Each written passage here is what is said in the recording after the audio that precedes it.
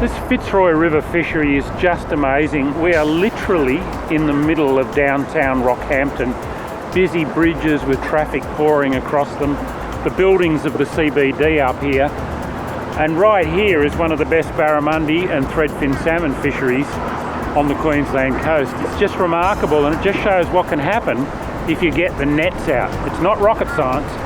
Commercial netting in the Fitzroy River and along a sizable stretch of coastline either side of its mouth ceased in November 2015 with the creation of the Capricorn Coast Net-Free Zone. Since then, fishing in the Fitzroy has rebounded spectacularly, and it's not hard to see why. This massive river system, the most extensive on Australia's east coast, is absolutely loaded with prime fish habitat. But finding fish in all of that country isn't always easy. Running a high quality depth sounder and knowing how to interpret it is a big key to unlocking the bounty of the Fitzroy. So is knowing what gear to use and where to cast it, not to mention reading the water.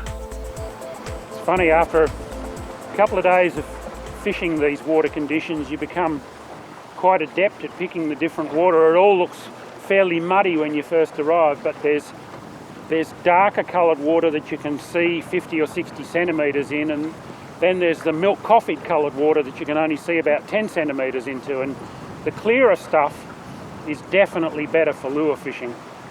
We're right on the edge of a colour change at the moment. On the absolute bottom of the tide. The tide's going to turn in the next half an hour or so and actually start to push in. Down south where I come from, an incoming tide would normally mean clean water getting pushed in from the ocean, but we're a long way from the ocean here, and there are a lot of mud flats between us and the ocean. So here, the incoming tide can actually mean dirtier water, and that's what it's doing to us at the moment. So we may have to turn around and chase these fish up with the front of the advancing tide. You've got to be mobile, and you've got to be thinking about what you're doing. Fishing these soft vibes isn't particularly hard. Get them out there, make absolutely sure you get the vibe to the bottom, and that can be a little bit hard to pick when there's a bit of wind and a bit of tide, but if you watch the belly of the line, when the lure hits the bottom, it'll relax ever so slightly, just for a moment, and you know you've made contact with the bottom. So then wind up the slack, make contact with the lure, and I'm fishing this quite subtly today. I'm just a little lift, follow it back down, get back onto the bottom again, little lift, follow it back down. So that vibe's going up through the water, and then it's also swimming on the way back down, and in fact it's on the way back down that it'll usually get eaten. Not all the time, they'll hit it on the lift as well.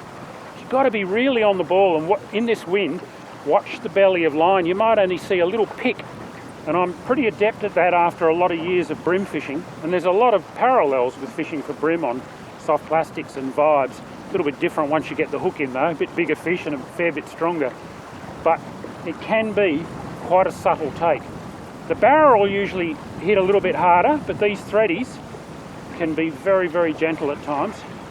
So stay on the ball, work it all the way back. I can see on the sounder that we've got fish right under the boat, so I'm in no hurry. I'll just do a few lifts and drops right under the back of the boat, and then I still won't just rip it in.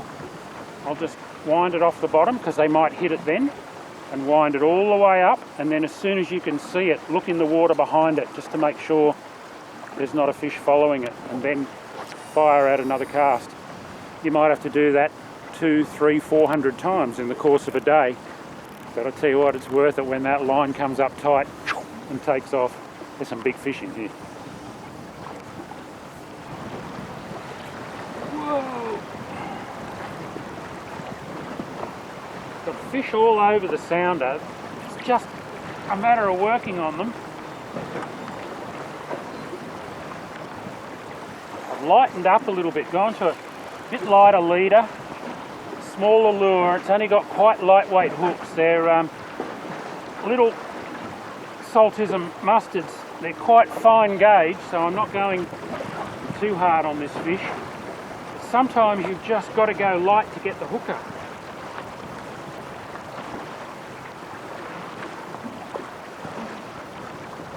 Nice thready. Look at the colours of that fish. Beautiful. You can see I've gone for quite a bright, luminous looking lure. It's quite similar to the colours of the threadfin. Beautifully pinned just on the front treble. And they often take it head first. Ooh. Look at those whiskers.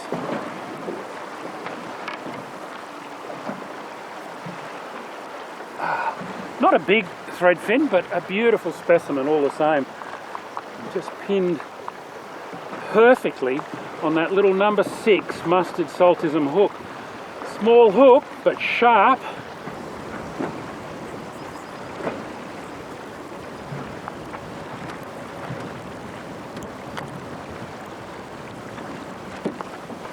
All right, mate. Oh, you're ready to go, aren't you? Here they go. I actually moved off those fish to release that last threadfin. A bit worried sometimes about releasing fish right on top of other fish. They can take them away. It doesn't hurt just to go out 50 metres and let the fish go. And I put a waypoint on the GPS and I've come back into it now. And sure enough, we're starting to see a few fish on the sounder again. Woo-hoo!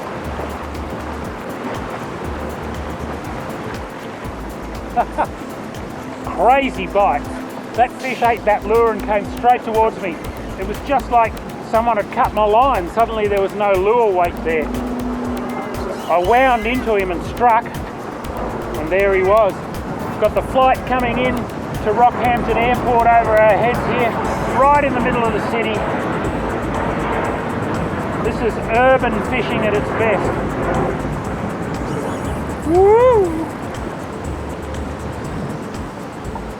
Erratic fighters, very, very fast fish, threadfin, when they engage that big tail and take off. But they're also incredibly erratic. You think you've lost them and then they're on again and they're all over the place, double back on themselves.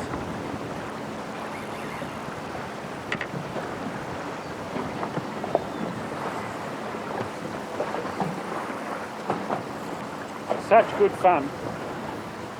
And there it is, another beautiful threadfin salmon.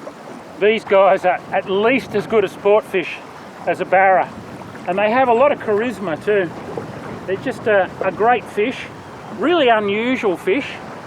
They belong to a large family of threadfins that are found all around the world. There's a very, very big one, lives in Africa, grows to about 50 kilos. This one is called a golden threadfin, you can see why, or a king threadfin, or a threadfin salmon. It's got lots of names depending on where you catch it. The biggest characteristic are those whiskers, and you can see they're actually filaments that come out of the fish in front of the pectoral fins, and they're loaded with sensory organs, taste buds, and the fish use them in this discoloured water to find prawns and small fish. Gotcha. All right. Now I've got my mustard pliers here, so I'll just clear the hooks if I can.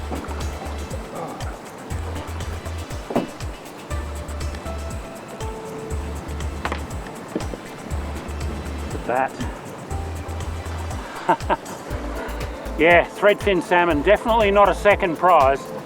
They are a fantastic fish. These lightweight hooks, they go in easily, but they also come out quite easily. Here we go. Out of the way. Look at those whiskers reaching forward, and that's what they do. When they round up prawns and bait, they actually feel ahead of themselves with those whiskers and round up the prawns. Jelly prawns they particularly love, the little tiny jelly prawns. They can be hard to catch when they're on those. Righto mate, I'll get you back in the water. Here we go. Ooh, you're ready to go. Yep. Rockhampton, Queensland's premier net-free zone. Why not make it your next fishing destination?